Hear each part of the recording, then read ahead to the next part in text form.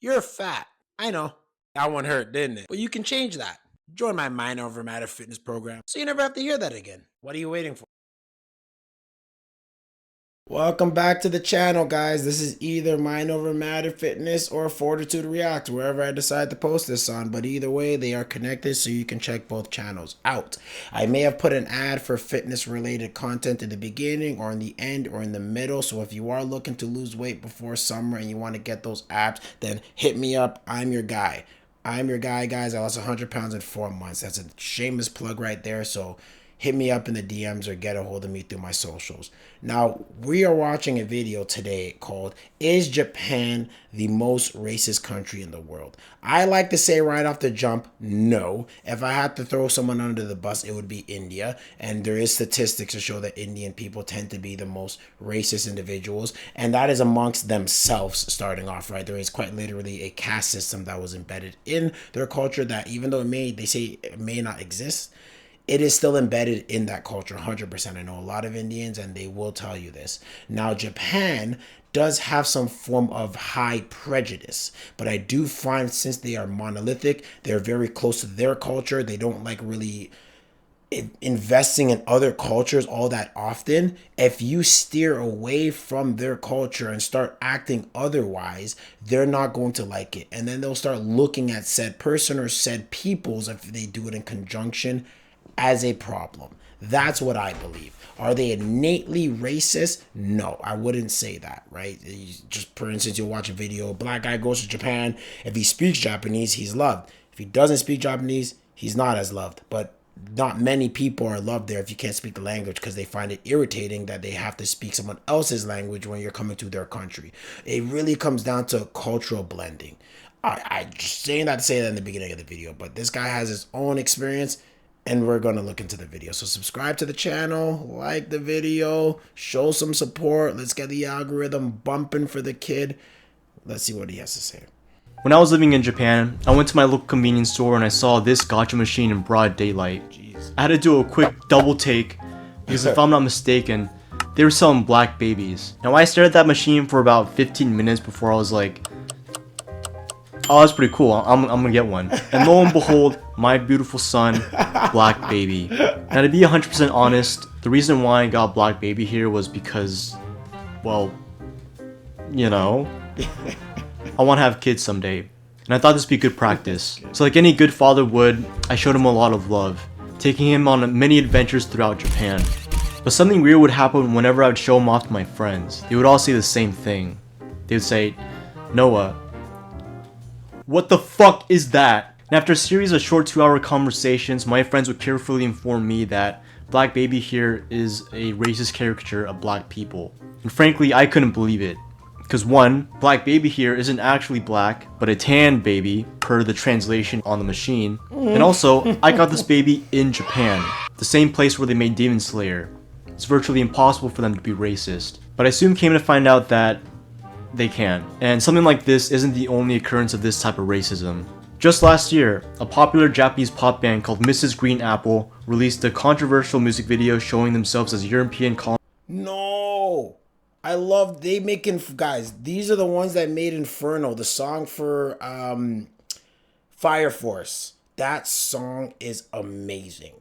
Bro, it's gonna be hard to call these guys racist. I'm sorry, man, because I love this group. Colonizers while having an epic dance party with natives depicted as ape-like people. Or how about this example when train stations released this controversial campaign about not disturbing other people, seemingly in response to videos of this TikToker disturbing people in public trains. To say that these incidents were direct attacks or not are pretty unclear, because the most common defense when it comes to these actions was essentially, oopsies, we didn't know. Which is a pretty smart excuse if you think about it, because, you know, what can you say when someone pleads ignorance? Nothing. It's like the checkmate of all excuses. But after claiming ignorance for what seems like the 100th time, I'm starting to suspect that maybe it's not really a matter of I didn't know, but I don't care. And that kind of leads into the broader topic of this video of, you know, is Japan the most racist country in the world? And I do need to just add, because you guys will probably think from what I said in the beginning that I don't think Japan has racist undertones. Overall, I do agree with him. It's like they don't care. I mean more so when you go to Japan and you meet the individuals there, you're not going to be chased with like pitchforks and fire on a stick. You get what I mean? But I do believe that they kind of carried on those old 80s, watermelon eating kind of caricatures like in like how Disney used to do it. Because if you think of Dragon Ball, right? Look how they drew black people in Dragon Ball. Just straight from like back in the days when it actually was making racist cartoons about black people. Because they knew a little bit about it. Now I would argue, since they know a little more about it, and they are still doing it, there is still racism that does go on in the country. Just not the most racist country, I would argue. Spoiler warning, it's not. The title's clickbait. I lied. And you know what? I'm sorry guys. I didn't know that was deceitful. I swear to God, it won't ever happen again. Now before I get into it, I just want to make some things clear. I'm going to be generalizing Japanese people as a whole just because it's easier for this video. Obviously, only some are racist. It's like any country in the world. You got your nice, regular people, and then you got your weird, racist people. Despite a lot of comments that mistake me for being Filipino, I'm actually Japanese myself. And this is more so a criticism of a country that I love and respect. It's kind of like having a favorite character on a TV show, and you want to like show them off to everyone. But then they have that one episode where it's revealed that they're kind of like racist. And maybe a little bit sexist and homophobic too. Not everyone is perfect. Now, after carefully researching the topic for about 5 minutes, I found that racism in Japan is not aggressive at all. No one's gonna harm you in any way, and it's one of the safest countries in the world for a reason. The general public is too busy getting fucked by their job, so they don't really have time to care about race relations. So if you go visit Japan on vacation, chances are you'll probably experience nothing negative at all. Take as many photos as you want, knowing that mostly everyone in Japan will not give a single shit about you. But then I researched an extra minute on the topic and I found this very informative website called Wikipedia. And man, this shit runs pretty deep. I'm talking 3 like full mouse scrolls. Aside from the obvious stuff that happened between the fun silly years of 1939 to 45, I want to be talking more about the modern era, where casual racism is nothing new. If you're chronically online like me, I'm sure you've seen some of the more blatant cases of racism on the internet. Restaurants banning foreigners from entering, the police racially profiling foreigners on the street, and foreigners in general just having a higher percentage of being denied renting opportunities. Bro, look at Brody with the missing eye, bro. He has one less eye, but he still looks like he's more focused on the individuals than all the other ones with 2 eyes. That is dedication levels of racism. By the way, when I say foreigner here, I'm not talking about people that just speak English. I'm talking like literally anyone that is just not Japanese. Mexican, Korean, Russian, Bolivian, Taiwanese, all of them. These cases are by far the most popular examples, and they all have their own weird justifications for why it exists. Restaurant bans, Japanese owners don't want to deal with the language barrier, racial profiling, police are bored and they just target suspicious people, renting issues, apparently foreigners don't know the intricacies of Japanese living rules like taking off your shoes or taking out the trash. To be fair, the trash one might be a little valid because that stuff is unnecessarily complicated. Do you want to throw away a small metal chair?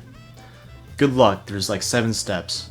These justifications are pretty weak, but to some Japanese people, they are extremely valid. These serve as legitimate claims to be unknowingly racist, and it only leads to a bigger negative perception of the country.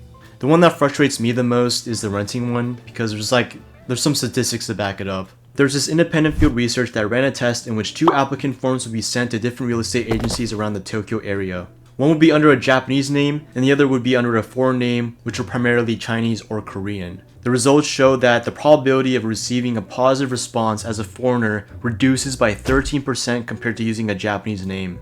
Another survey in 2017 showed that 40% of foreigners in a sample size throughout Japan were explicitly told that they were denied a renting opportunity because they were of foreign nationality. Based on these 2 surveys, it's pretty clear that foreigners have some sort of disadvantage in the system. And I touched on the reasons before, but it just comes down to a major lack of trust. Even if you have the proper money, papers, and Japanese language skills to lock down the deal, you'll still get rejected just because you're not Japanese and thus not trustworthy. You'd think that these real estate agencies would welcome anyone in need of housing because it'd be such an easy sale, but for them to actively deny them is mind-boggling, and it just kind of shows you their priorities. They'd rather have no sale at all than have some guy named Bong Joon-ho live amongst them in their apartment. Never mind that a Japanese person can just as easily be a bad tenant.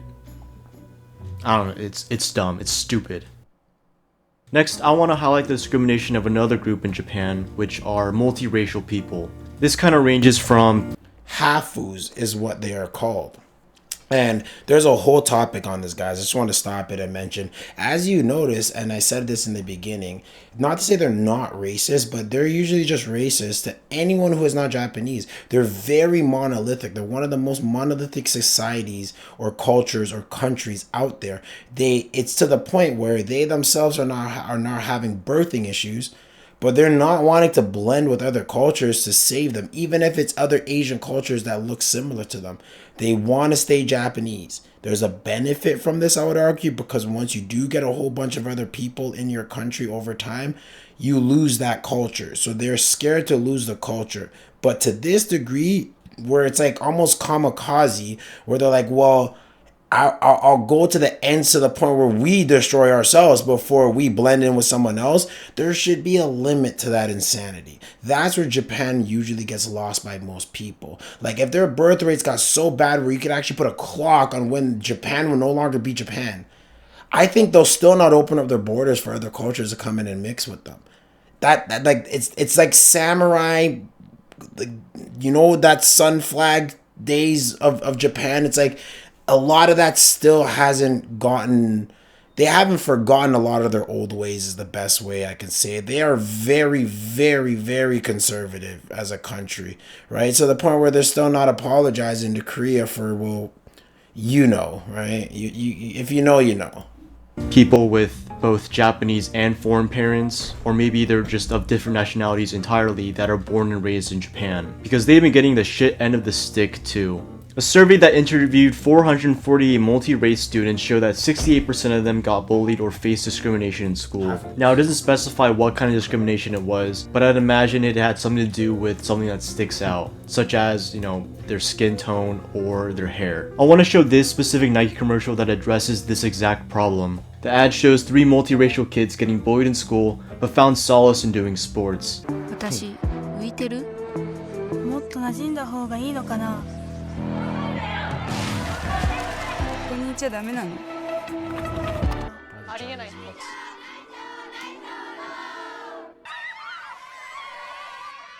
As you may have guessed, this ad was very controversial. On one side, you had some Japanese people commending Nike for opening doors to the conversation and essentially validating multiracial Japanese people, while other people got pissed. They claimed that the ad was anti-Japanese and painted Japan in a very negative light, despite the 3 kids shown in the commercial being based off real testimonies. And then after nationalists downplayed the situation, if a multiracial person has any sort of success, they'll come back around and start revering them as Japanese pride. Take Naomi Osaka for example, famous tennis athlete. Japan would take so much pride in her accomplishments and then immediately after pull some devious shit to her. The most notable being is the portrayal of her in Japanese media. Here's a commercial from her sponsor Nissin, and we're just gonna watch it.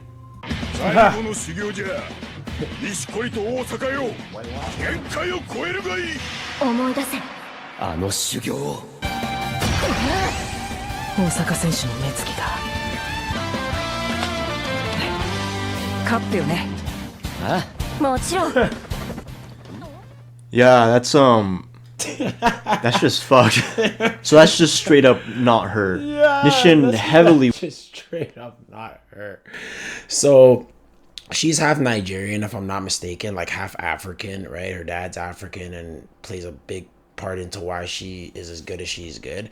But it just kind of shows to how far back Japan is. And I know all of us, we love Japan, anime, you know, the cool snacks and all that cool stuff we love them for, maybe the culture, the food, all that stuff, right? But they are very, very backwards. You think America has conservative because they have conservative side, bro. Conservatives are like the most liberal, progressive people in the world compared to Japanese people. It just is what it is. You cannot deny it. Like, look at that right there. And then for them even to claim her because, oh, Japanese, big accomplishment, we'll take it, and then do everything else to belittle her because the fact that she is a hafu and she's a black hafu. And you go watch any videos about hafus, it goes in ranges. If you are a hafu, you are technically going to be hated by a lot of people or just disliked or get looked at, but it goes down the line. If you are white and Asian hafu, very cultural Japanese people may not like you, but a lot will like you because there is this level of, I guess, white worship in Asia. And people won't admit it, but it is true. There's a certain level of white worship in Asia. And then if you are Asian hafu, so Korean, Japanese,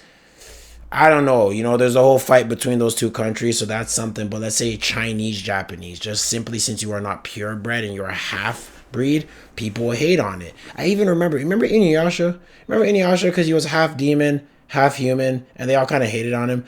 I have to assume there's something going on with that, and then the writer, that she was trying to kind of maybe throw something in there as per the problem with being half in Japanese, because Inuyasha faced almost the same persecution as Hafus did in Japan, and I'm just making that correlation now. He whitewashes her and essentially downplays her more ethnic attributes. You know, like heavily whitening the skin tone and straightening out her hair to make her seem more Japanese.